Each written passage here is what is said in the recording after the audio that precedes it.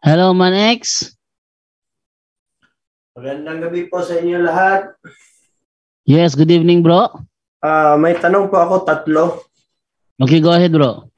Kasi sa Isaiah kasi, yung Isaiah 56 verse 5, iba't ibang klaseng Biblia, merong monument, merong ano yung isa? Memorial. Pero alam ko naman yan, pag monument at memorial, kasi sa lumang panahon, may bulto kasi yan eh. Pero yung sa iba, wala. Ano ba talaga yung yung sa King James, wala.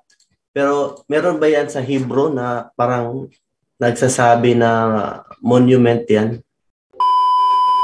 Magandang araw po mga kapuntos, at sa araw na ito po meron po akong tampok na video para sa inyo at sana ay magustuhan ninyo.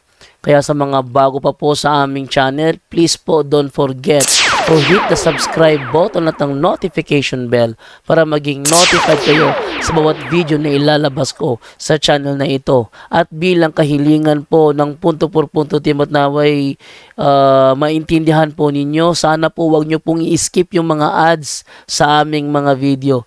Sa maliit na bagay na po na yan, malaking tulong po yan sa ating programa at sa ating ministry. Sana po maunawaan po ninyo. Maraming salamat po, kaya wag na po natin patagalin. Simulan na po natin.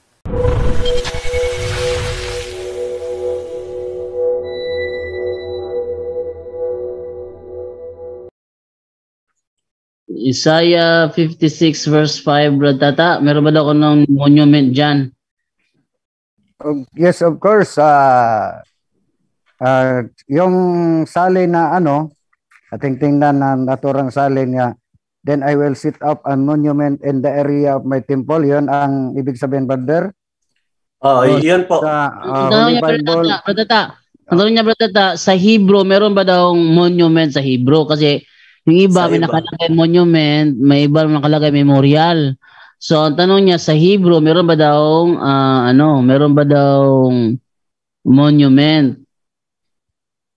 Okay, kung pwede, search lang natin, brother Jando, dahil hindi natin na search ang anong sa Hebrew sa Isaiah 56:5. Ang sabi sa Hebrew kasi is, Obeho motai, and inside my walls. Yun. So, inside my walls, in my house. In my house, walang monumento. So, ang tanong niya, wala bro, walang nakalagay na, nakalagay to bro is sa in my walls. In my walls, inside my walls, in my house. Paano ko yan i-defend mo? Kasi yung iba, pag bibigyan mo yung English Standard Version, may monument. Pero pag King James, ganyan kasi sila sasabihin nila, wala yan sa King James. Yan ang sasabihin nila. Sabihin mo lang na hindi lang naman ng King James Version ang Biblia sa mundo. At saka, hindi naman ang King James Version ang official Bible. Yun, sabihin mo, yung version ng Biblia. Pero yung sa original talaga yan na kaya nga ginagamitan siya ng paraphrase para ma-determine kung ano ibig sabihin ng naturang talata. Kasi ang paraphrase, ginagamit kasi ang paraphrasing para madaling maunawaan yung nakasulat at basa tayo sa ano ba yung sabihin ng paraphrase Ito yung sabihin ng paraphrase. A word should be said here about paraphrases. What are they? To paraphrase is to say something in different words than the author used. Yung sabihin ng paraphrase using different word than the author used. It is a restatement of an author's thoughts using different words than he did. This book is a paraphrase of the Old and New Testaments. Its purpose is to say as exactly as possible what the writers of the scriptures meant. And say it simply, expanding where necessary for a clear understanding by the modern reader. Modern reader na kasi tayo ngayon. Kaya yung mga sinauna pang mga sulat, hindi na yun marami sa atin hindi na makakaunawa doon.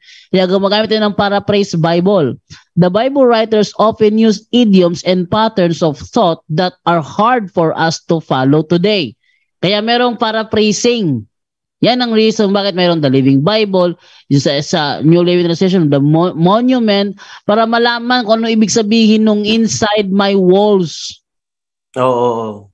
Kasi ako, naintindihan ko naman yan kasi sa panahon nila, ganyan talaga yung mga, may mga carved image talaga yan, yung mga wall na yan sa panahon nila. Pero yung mga Protestante, pag nagbabasa, parang nilalagay nila sa panahon natin. Siyempre, yung simbahan nila wala namang mga rebulto niyan.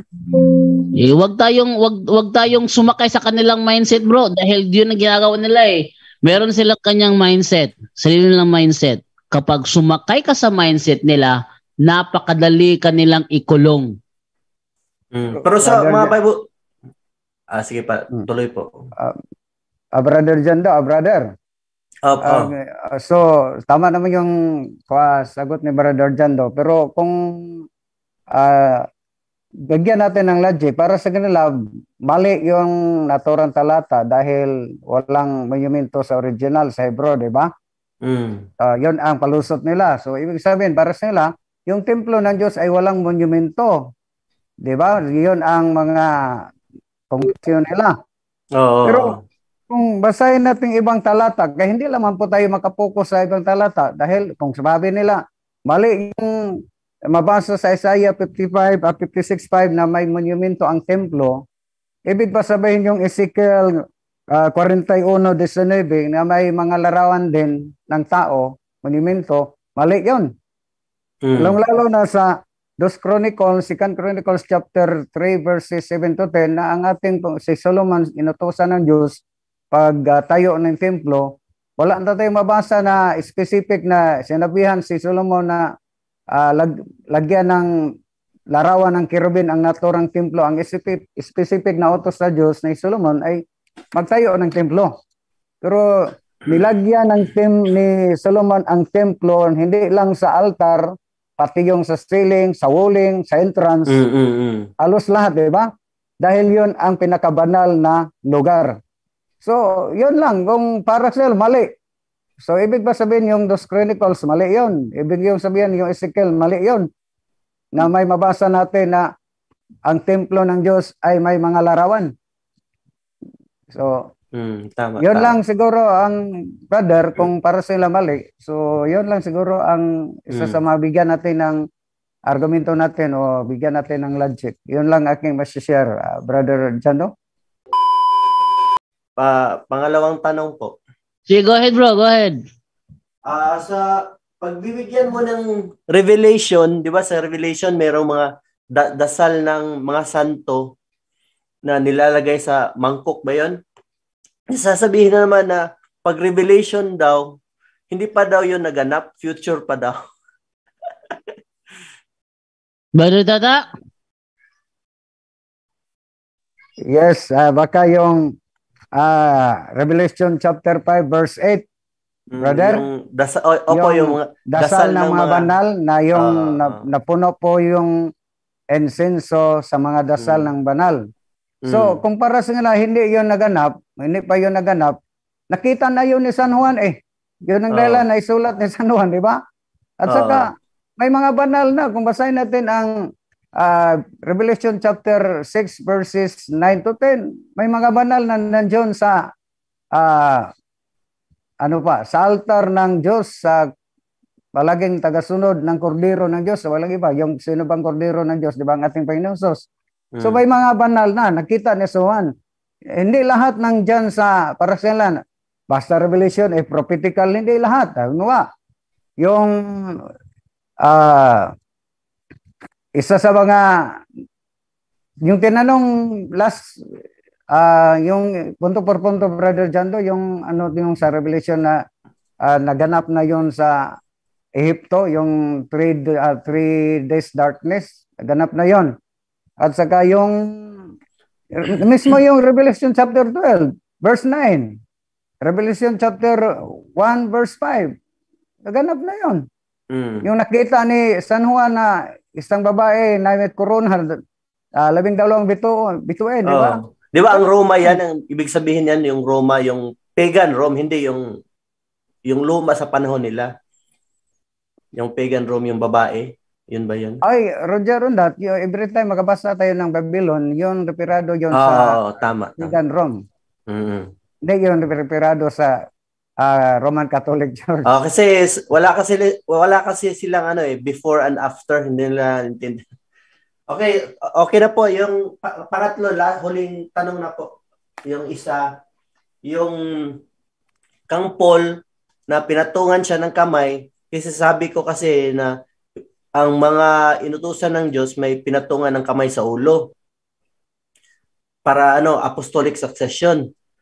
Pero ang sasabihin naman nila sa yung pinuntahan siya ni Ananias, sabihin din naman daw yun, para lang daw yun, hindi na daw siya mabulag.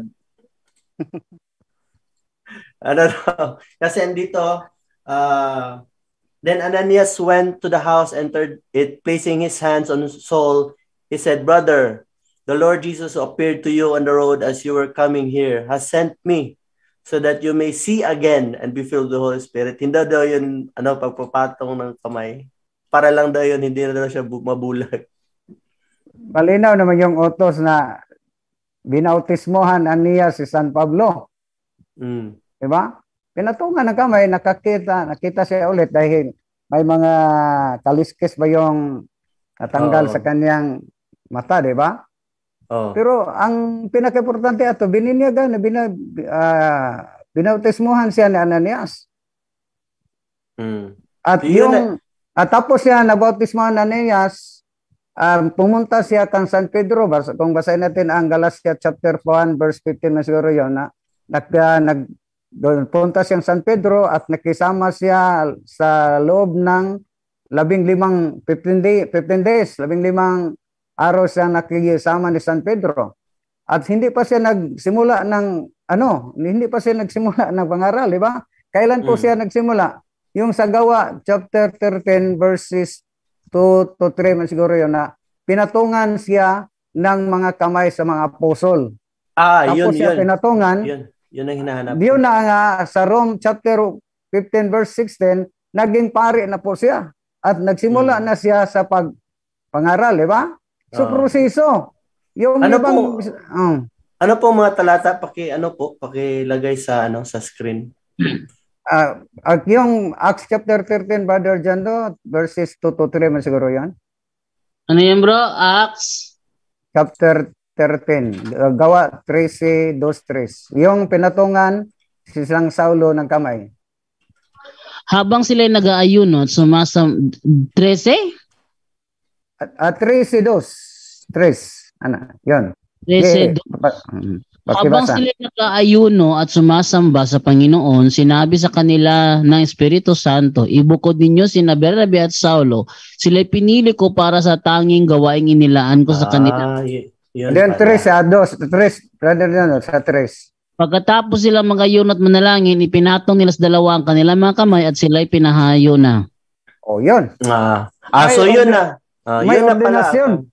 Ordinasyon yun. Yung pinatungan sila ng kamay at naging pari na si San Pablo at yun, nagsimula na siya sa pagpangaral. So, proseso. Ang tanong, ang mga pastor, sino po ba ang nagpatong ng kamay sa kanila para sila for a official na mangangaral? So Acts 9, Acts 13.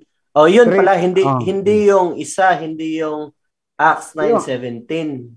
Yung Acts 9:16-17 ay binautismohan pa si San Pablo ni Ananias. Yun kasi hinahanap ko, kasi yung iba sasabihin na hindi naman daw pinatungan si San Pablo. Malinaw na yun sa Gawa 3:2-3. Ang Espiritu Santo pa ang nag-utos, ha? Yun pala. Santo pa. Tama. Salamat po. Kasi marami kasi ngayon mga pastor na sasabihin sa mga profile nila na nag-ano daw, yung nagpakita daw si Jesus sa, yung natulog daw sila sa ano yung panaginip. Mga ganun-ganun ba? Kaya natatawa na lang ako. Sige, salamat po. May iba pa pong magtatanong. Salamat.